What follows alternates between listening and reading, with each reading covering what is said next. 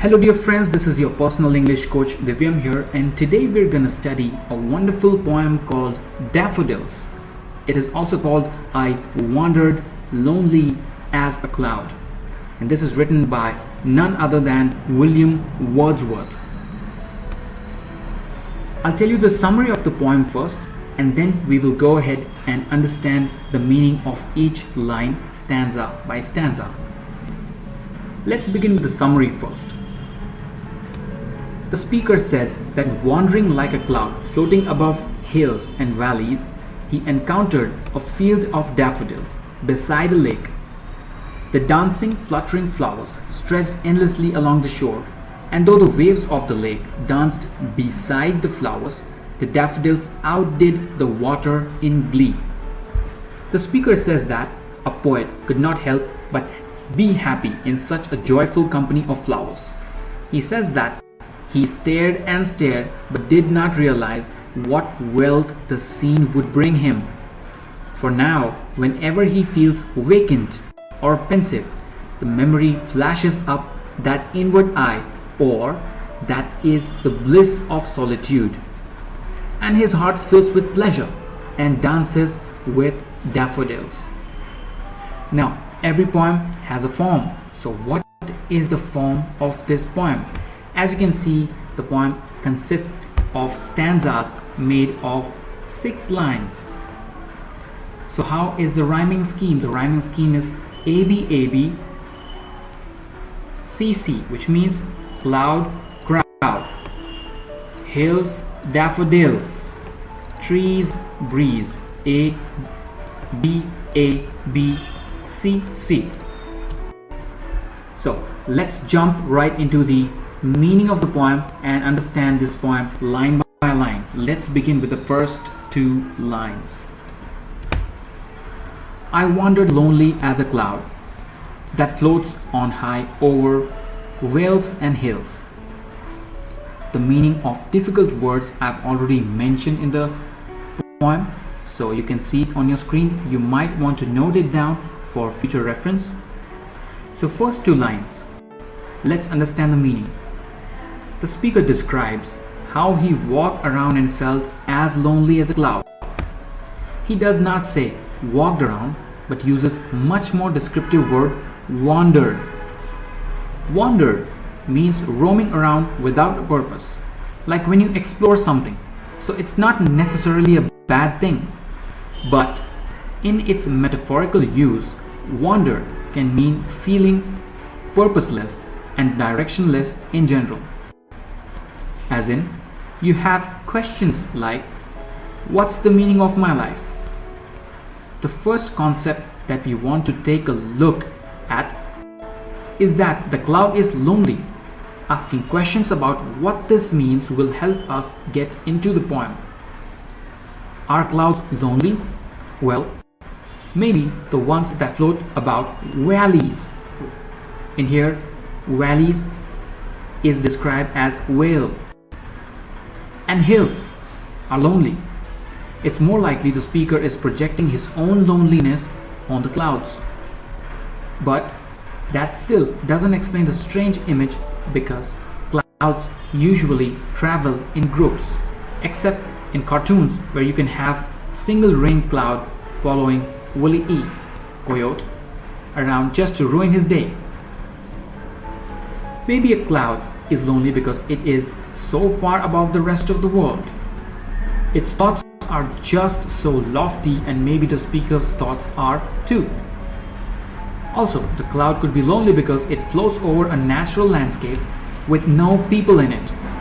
Maybe the speaker has thought of hills and valleys because he happens to be wandering through such landscape.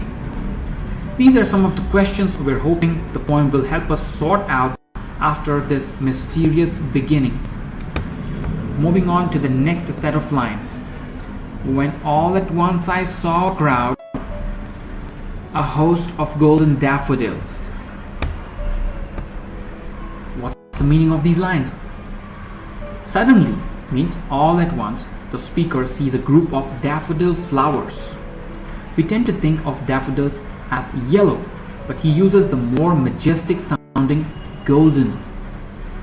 He calls them a crowd, so they must be packed tightly together. Then he elaborates on crowd by adding the noun host. A host is just a big group. Yes, host and crowd mean pretty much the same thing. But that's where the connotations come in.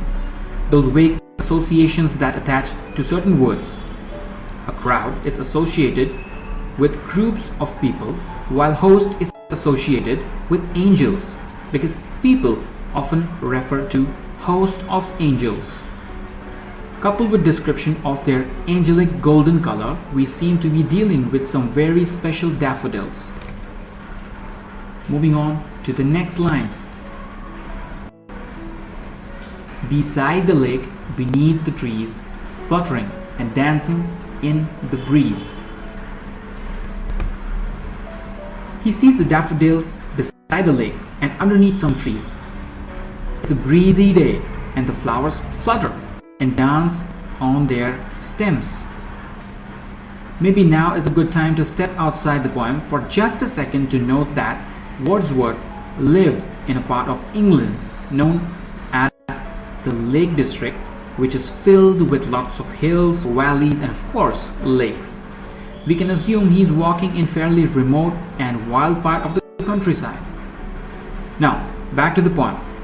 Fluttering suggests flight, which could bring us back to the angels or even birds or butterflies. Dancing is something that usually only humans do. The daffodils are given the qualities of humans and also of some kind of otherworldly creatures perhaps. Moving on to the second stanza and the next set of lines.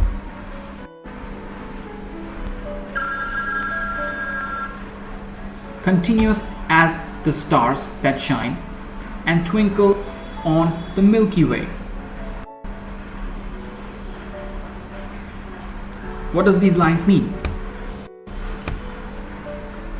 The emphasis, or the poet emphasizes the point that there are a whole lot of daffodils, more daffodils than he has probably ever seen before. After all, these are flowers that usually grow in scattered groups in the wild or in people's well-tended gardens. The flowers stretch continuously without a break, like the stars in the Milky Way galaxy, each one gleaming like a star. The comparison to stars provide new evidence that the speaker is trying to make us think of angels or other heavenly beings. Moving on to the next set of lines. They stretched in never-ending line along the margin of a bay. Like the Milky Way galaxy, the flowers are roughly concentrated in a line that seems to stretch as far as the eyes can see, which means never-ending. They, flowers, line the shore or margin of a bay of the lake, which must be a relatively large lake. If you ever seen the Milky Way or the photo in the textbook, you know that galaxy appears to be a band that has more stars and a brighter appearance than the night sky around it. It's not a perfectly clear line, but more like a fuzzy approximation of a line. We imagine the same effect with the flowers. It's not as if there are no flowers outside the shore of the lake, but most are concentrated on the shore. Let's see the 11th and 12th lines here. 10,000 saw I at a glance, tossing their heads in sprightly dance. What's the meaning of these lines? The speaker takes in 10,000 dancing flowers at once. That's a lot of daffodils. Wow, he's fast at counting if he knows the number are. He knows the number after only a quick glance. But of course, the speaker is not actually counting. He's just guessing. It's like when you try to guess the number of gumballs in a jar. The flowers toss their hands while dancing to the wind. By heads, we think he means the part of the flower with the petals, the weight of which causes the rest of the flower to bob. Now, what's the meaning of sprightly? Sprightly means happy or merry. The word derives from sprite, which refers to playful little spirits that people once thought inhabited nature. Sprites are supernatural beings, almost like fairies. Let's look at the next set of lines here.